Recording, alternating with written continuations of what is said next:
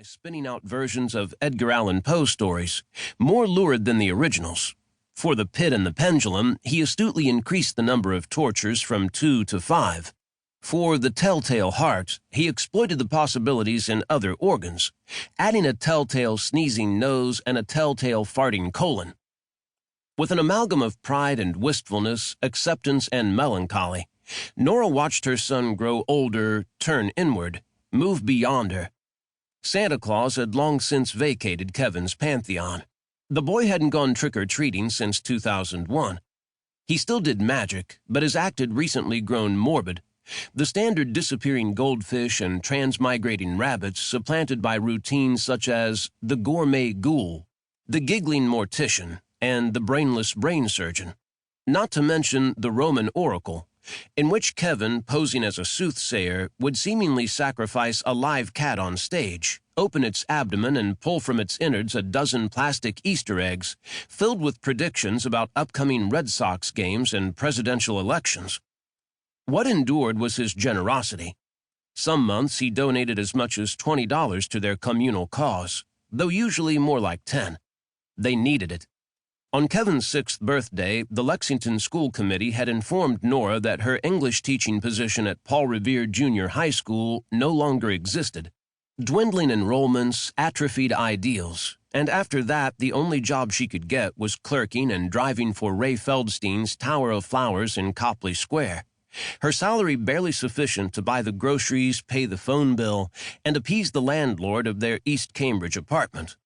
Thanks to Kevin's magic act, their life together included many small amenities, from pet turtles to cable television, compact discs to take-out pizza. Working for Ray Feldstein had its perks. Pleasant scents suffused Nora's day. Stray cuttings beautified her kitchen, and Ray let her use the delivery truck after hours. But she yearned to get back in the classroom.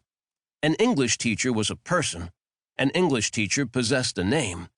In the mouths of admiring ninth graders, Mrs. Burkhart sounded almost like a military rank or a hereditary title. Mrs. Burkhart, English teacher, captivating Lexington's adolescents with Greek myths and Norse legends. But now she was just the chick at the cash register, the lady behind the steering wheel, the girl with the gladiolas. She resolved to make the best of it. The Tower of Flowers appealed to Nora's philosophical side. A human life was measured out in bouquets, was it not? New mothers received them. So did graduating seniors, young lovers, blushing brides, and the dead. A flower woman was time's avatar, colorizing the hours, perfuming fleeting instants. Aided by the shop's battered copy of The Language of Flowers, Nora took satisfaction in pointing customers toward blossoms to which tradition had attached particular sentiments. Chinese chrysanthemums meant cheerfulness under adversity. Jonquils said, "I desire a return of affection." Red carnations cried, "Alas for my poor heart." Yellow tulips stood for coquetry, geraniums for anxiety, ferns for sincerity, dame violets for watchfulness. Flowers Nora noticed were rarely given lightly and never received so. The beneficiaries reacted with gratitude, amusement, happy surprise, a sentimental tear, a gasp of ecstasy, though sometimes the gift caused pain. In such cases, the recipient often sought Nora's advice, knowing intuitively that a sympathetic and intelligent listener stood on the doorstep. "He loves me," averred Wendy, the Somerville waitress, purple eye, puffy lip, bruised brow, as she carried the dozen fresh-cut roses into her kitchen and hunted around for a vase. "You think?" said Nora, following. "He sent me these flowers," Wendy argued. "They aren't about you, they're about him. You don't understand. Mickey hates what he did. And if you go gushing over these roses, he won't hesitate to do it again." "We have a complicated relationship," said Wendy. "Tell me about it," said Nora. "Everything's about him." "Exactly."